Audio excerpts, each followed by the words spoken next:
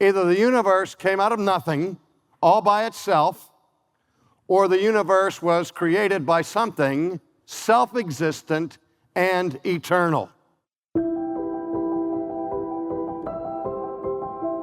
Your theory of the origin of the cosmos screams for a self-existent eternal being.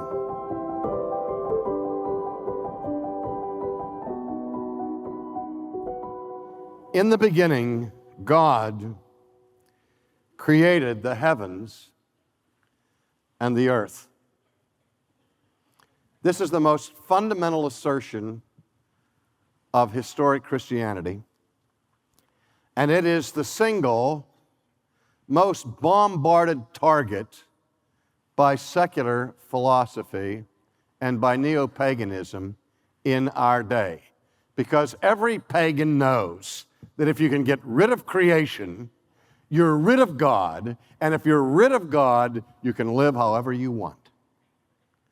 And so everything that divides the Christian from the pagan is at stake in that opening assertion of the Old Testament. Now let's think about it just for a second. In the beginning.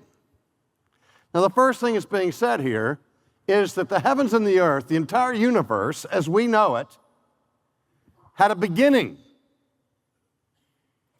There was a time when the created universe was not.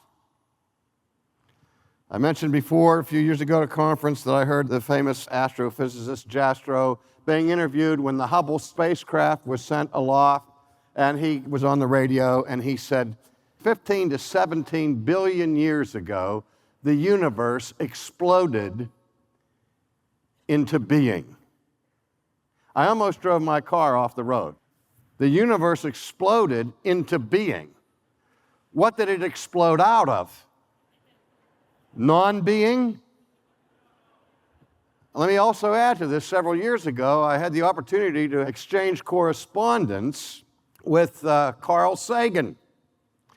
And in our correspondence, we were talking about the Big Bang cosmology and about how astrophysicists of our day have gone back in time to the last nanosecond before this eternally organized, stable condensation of energy and material before it blew up. He said, that's as far back as we can go and no further. And I said to Dr. Sagan, how can you call yourself a scientist and stop your inquiry into truth at the most important moment in all of history? He said, well, we just don't have to go there. I said, yeah, you do have to go there. Because you have to account for this singularity, this point of singularity that for all eternity was stable and organized, immutable, in a state of inertia, and then suddenly on a Tuesday afternoon at 4 o'clock, it blows sky high. Stop me if I'm lying, but doesn't the law of inertia say that anything that is at rest tends to remain at rest unless acted upon by an outside force? Your theory of the origin of the cosmos screams for a self-existent eternal being. You can't have it without it.